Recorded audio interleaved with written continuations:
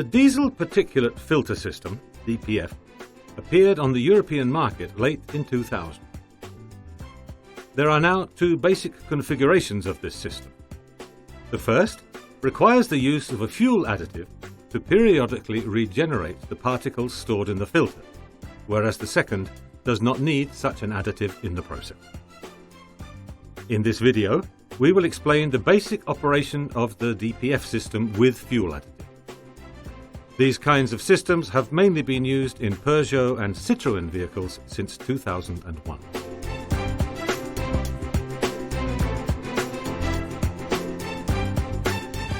The basic components of a DPF system with fuel additive are electronic control unit or electronic system calculator, diesel particulate filter with oxidation catalyst, broadband lambda sensor pressure control system comprising differential pressure sensor, pressure pipe in front of the particulate filter, pressure pipe behind the particulate filter, temperature sensor, tank, pump and fuel additive injector circuit, fuel cap opening magnetic sensor,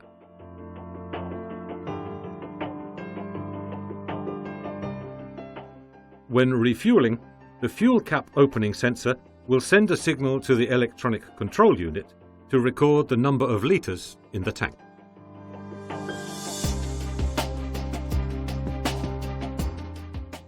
After refueling and refitting the fuel cap, the filling sensor will send a new impulse to the electronic control unit to make it count the number of litres of fuel that have been put into the tank.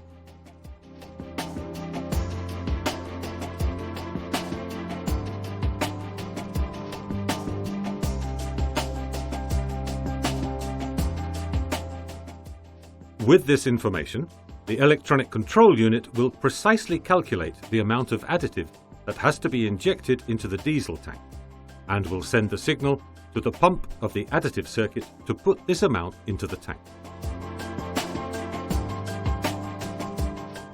The operation of a diesel particulate filter is simple. These units filter the exhaust gases and retain the accompanying solid particles in a filter, thus preventing them from escaping into the atmosphere.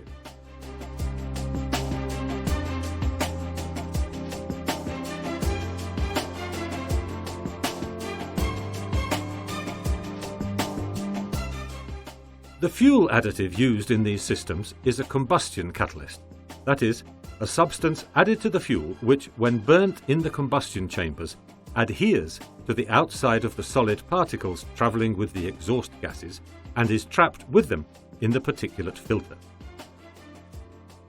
When regeneration occurs, this fuel catalyst, which is usually a metal oxide, adds oxygen to the oxidation reaction to accelerate burning of the solid carbon particles held in the filter. The use of these catalyzing additives allows regeneration to take place around 100 degrees centigrade below the normal temperature, making it faster and more efficient.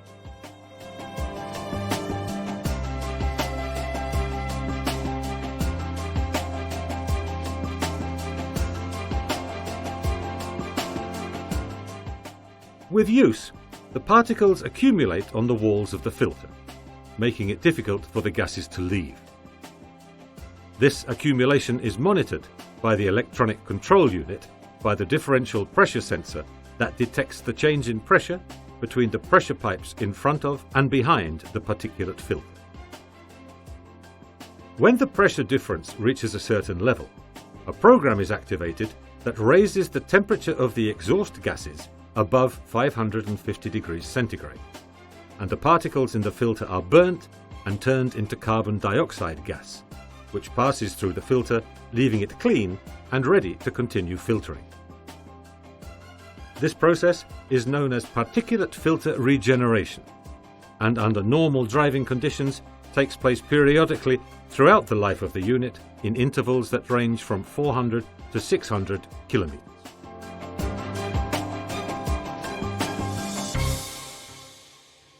Unfortunately, this regeneration process is not perfect, and it leaves a small solid residue from the cerium oxide, which is the catalyzing element of the additive, and other solid compounds such as phosphorus from the oil, which accumulate on the walls of the particulate filter.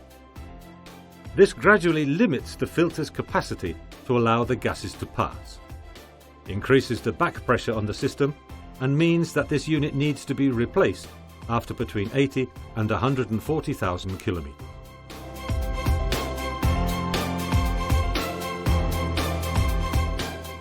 Due to the nature of the compounds deposited in the filter during the regeneration, cerium oxide, ash, phosphorus, and the fact that it is virtually impossible to clean these units and to leave them as new, Walker, the world specialist in emissions treatment, recommends only replacing the particular filter units with new ones.